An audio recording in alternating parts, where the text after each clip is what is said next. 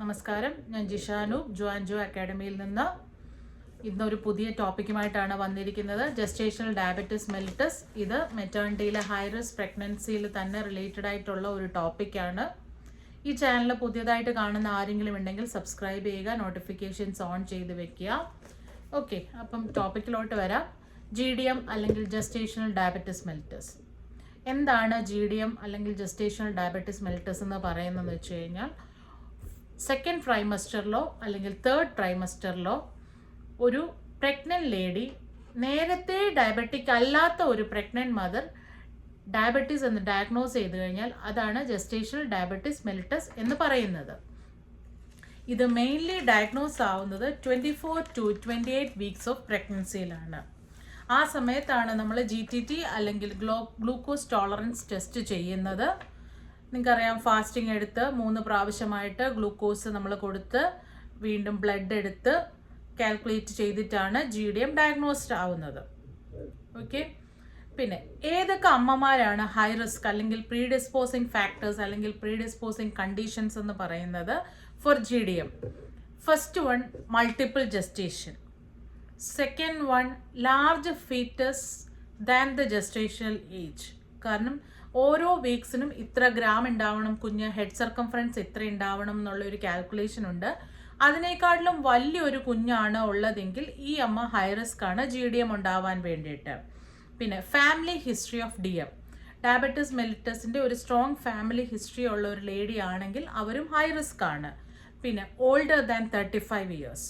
നിങ്ങൾക്കറിയാം, എല്ലാ പ്രഗ്നൻസിയും older than 35 years ആയിട്ടുള്ള ലേഡികൾ പല പല കണ്ടീഷനിൽ ഹൈ റിസ്ക് ആണെന്ന് നമ്മൾ പഠിക്കുന്നുണ്ട്. അത് തന്നെയാണ് GDM-നും. പിന്നെ ഒബീസിറ്റി ഒരു റീസൺ ആണ്. ഓക്കെ, ഇത്രയുമാണ് പ്രീഡിസ്പോസിങ് ഫാക്ടേഴ്സ് അല്ലെങ്കിൽ ഹൈ റിസ്ക് മദേഴ്സ് എന്ന് പറയുന്നത്. നെക്സ്റ്റ് വൺ, എന്തൊക്കെയാണ് signs and symptoms? Excessive thirst ഉണ്ട്, വെയ്റ്റ് ലോസ് ഉണ്ട്, പിന്നെ blood vision, recurrent UTI and vaginal infections ഇവരിൽ കാണാൻ സാധ്യതയുണ്ട്. കാരണം ഈസ്റ്റിൻ്റെ ഇൻഫെക്ഷൻസ് ആണ് ഏറ്റവും കൂടുതൽ ഇങ്ങനെയുള്ള അമ്മമാർക്ക് വരുന്നത്. ഗ്ലൈക്കോസൂറിയ ഉണ്ടാവാം, കീറ്റോൺയൂറിയ ഉണ്ടാവാം. Signs of gestational hypertension ഈ അമ്മമാർ കാണിക്കും, ഈ GDM ഉള്ള അമ്മമാർ. പിന്നെ പോളിഹൈഡ്രാമിനസ്, നിങ്ങൾക്കറിയാം, അമിനോട്ടിക് ഫ്ലൂയിഡ് കൂടുതലായിരിക്കും ഈ അമ്മമാർക്ക്. പിന്നെ ലാർജ് ഫീറ്റസ് ആണ്. മിക്കവാറും സെക്ഷനിലോട്ടൊക്കെ പോകാനുള്ള ഒരു റീസൺ ആണ് GDM എന്ന് പറയുന്നത്. മെയിൻലി എന്തൊക്കെ ഇൻ്റർവെൻഷൻസ് ആണ് ഇതിന് കൊടുക്കുന്നത് കഴിഞ്ഞാൽ, ഫസ്റ്റ് തിങ് ഡയറ്റാണ് ഡോക്ടേഴ്സ് പ്രിസ്ക്രൈബ് ചെയ്യുന്നത്. ഡയറ്റ് കൊണ്ട് മാക്സിമം മാനേജ് ചെയ്യാൻ പറ്റുമോ എന്ന് അവർ നോക്കും. എക്സസൈസ്, ഈ പ്രഗ്നൻസിയിൽ അവരുടെ ട്രൈമസ്റ്റർ അനുസരിച്ച് എത്രത്തോളം എക്സസൈസ് അവർക്ക് ചെയ്യാൻ പറ്റുമോ അതനുസരിച്ചുള്ള എക്സസൈസിൻ്റെ സ്കെഡ്യൂൾ കൊടുത്തിട്ടാണ് എക്സസൈസ് ചെയ്യിപ്പിക്കുന്നത്. പിന്നെ വെയിറ്റ് മോണിറ്റർ ചെയ്യും. പിന്നെ സൈൻസ് ഓഫ് ഹൈപ്പോഗ്ലൈസീമിയ ഉണ്ടാവാൻ സാധ്യതയുള്ളത് കൊണ്ട് അതിൻ്റെ കോംപ്ലിക്കേഷൻസ് അല്ലെങ്കിൽ എന്തൊക്കെ സൈൻസ് ആണ് ഹൈപ്പോഗ്ലൈസീമിയയ്ക്ക് കാണുന്നതെന്ന് പറയും. പിന്നെ signs of maternal complication, mainly നമ്മൾ മെറ്റേണൽ കോംപ്ലിക്കേഷൻസ് GDM ഉള്ള അമ്മമാരിൽ കാണുന്നത് പ്രീ എക്ലാംഷ്യ ആണ്. നിങ്ങൾക്കറിയാം, സീസേഴ്സ് വരുന്നു ഡ്യൂറിങ് പ്രഗ്നൻസിയിൽ. ഇത്രയുമൊക്കെ വരുന്നത് കൊണ്ട് നമ്മൾ ഇതിൻ്റെയൊക്കെ മാനേജ്മെൻറ്റ്സ് ആണ് കൊടുക്കുന്നത്.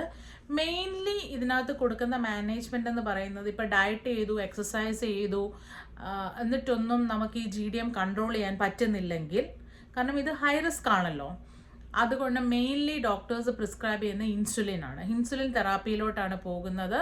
അത് കൂടുതലും സ്ലൈഡിങ് സ്കെയിൽ അനുസരിച്ച്, അതായത് ഓരോ പ്രാവശ്യവും അവർ 3 നേരം അവർ നോക്കുമ്പം എത്രയാണോ അവരുടെ ഷുഗർ അതനുസരിച്ചുള്ള ഇൻസുലിൻ ആണ് കൂടുതലും കൊടുക്കുന്നത്.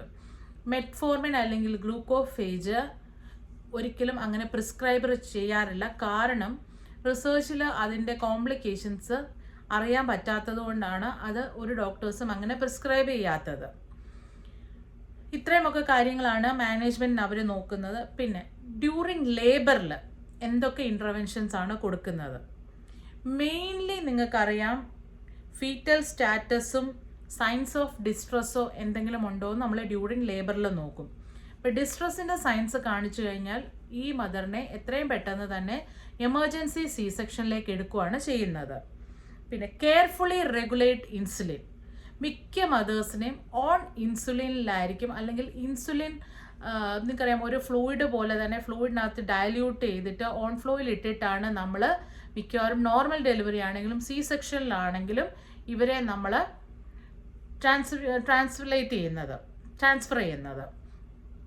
അന്നേരം ഇതിൽ മെയിൻലി നമ്മൾ ഇൻസുലിൻ കെയർഫുള്ളി റെഗുലേറ്റ് ചെയ്യണം. കാരണം എത്രയും പെട്ടെന്ന് ഈ അമ്മമാർ ഹൈപ്പോഗ്ലൈസീമിയയിലേക്ക് പോകാനുള്ള സാധ്യതയുണ്ട്. അങ്ങനെ വരുവാണെങ്കിൽ IV ഗ്ലൂക്കോസ് നമ്മൾ അഡ്മിനിസ്റ്റർ ചെയ്യുകയാണ് ചെയ്യുന്നത്. കാരണം എന്താ സംഭവിക്കണമെന്ന് വെച്ച് കഴിഞ്ഞാൽ ലേബർ പ്രോഗ്രസ് ആവുന്നതനുസരിച്ച് ഗ്ലൈക്കോജൻ ഡിപ്ലീറ്റ് ആയിക്കൊണ്ടിരിക്കും.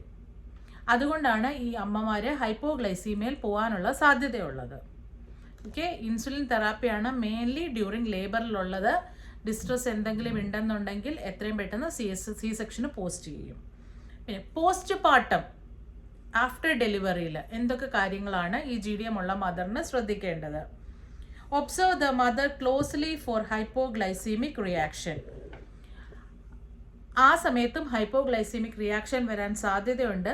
ഫസ്റ്റ് 24 hours നമ്മൾ യൂഷ്വലി ഇൻസുലിൻ കൊടുക്കാറില്ല.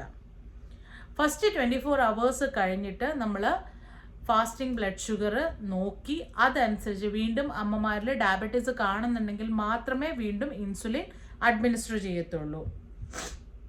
Assess dietary needs. പിന്നെ monitor for signs of infection. ഈ അമ്മമാർക്ക് പോസ്റ്റ് പാർട്ടത്തിൽ എന്തെങ്കിലും സൈൻസ് ഓഫ് ഇൻഫെക്ഷൻസ് ഉണ്ടോ എന്ന് മോണിറ്റർ ചെയ്യാറുണ്ട്.